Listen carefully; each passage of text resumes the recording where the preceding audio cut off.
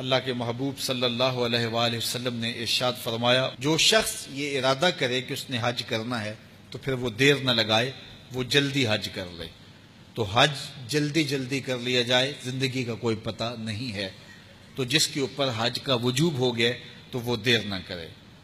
حج اپنی طرف سے کیا جائے گا، اور اگر کسی طرف سے حج کرنا چاہو، یعنی حج بدل اگر آپ کرنا چاہیں یا نفلی حج کسی کی جانب سے کرنا چاہیں، تو پہلے آپ نے اپنا حج کیا ہوا ہو تو پھر اس کی طرف سے کریں۔ اس پر ایک روایت دیکھ لیجئے، اور وہ یہ حضرت عبداللہ ابن عباس رضی اللہ تعالیٰ عنہ سے مروی ہے۔ حضور طواف فرما رہے تھے تو آواز آئی شبرما کی طرف سے، لبیک لبیک ان شبرما۔ حضور نے فرمایا شبرما کون ہے؟ اس نے کہا حضور میرا بھائی ہے۔ حضور نے فرمایا تو نے اپنا حج کر لیا ہوا ہے؟ اس نے کہا نہیں، میں نے اپنا نہیں کیا، میں اس کا کر رہا ہوں۔ کالا فحج ان نفسک، پہلے اپنا حج کر، ثم حج ان شبرما، پھر شبرما کی طرف سے حج کرنا۔ تو اگر آپ حج بدل کرتے ہیں تو پھر پہلے اپنا حج ہونا چاہیے، اور حج بدل کسی کی جانب سے جو حج کیا جاتا ہے تو اس حج میں 3 لوگوں کی مغفرت ہوتی ہے جو حج بدل ہوتا ہے۔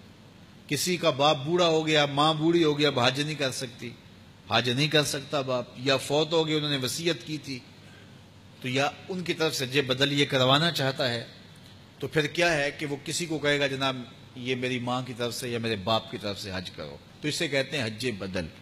اس حج میں 3 بندے بخشے جاتے ہیں۔ جو حج بدل کر رہا ہے اس کی بھی مغفرت ہو جاتی ہے، جس کی طرف سے کیا جا رہا ہے اس کی بھی مغفرت ہو جاتی ہے، جو اپنے باپ کے لیے، ماں کے لیے، عزیز کے لیے پیسے دے کے حج کروا رہا ہے اس کی بھی مغفرت ہو جاتی ہے۔ ایک حج سے 3 آدمیوں کی مغفرت ہو جاتی ہے۔ اللہ تعالیٰ جل شانہ کی بارگاہ میں یہ دعا ہے کہ ہمیں سعادت حج نصیب فرمائے۔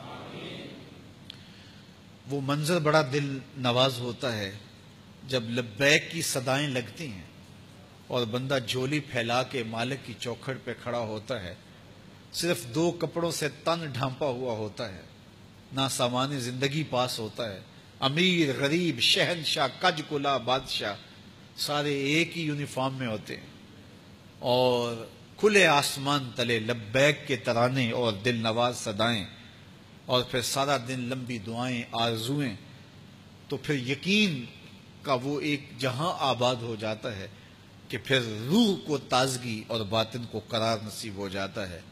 جی چاہتا ہے کہ مالک یہ بار بار زندگی میں دن نصیب ہوں، تو اللہ آپ کو مجھے بار بار حج اور عمرے کی سعادت نصیب فرمائے۔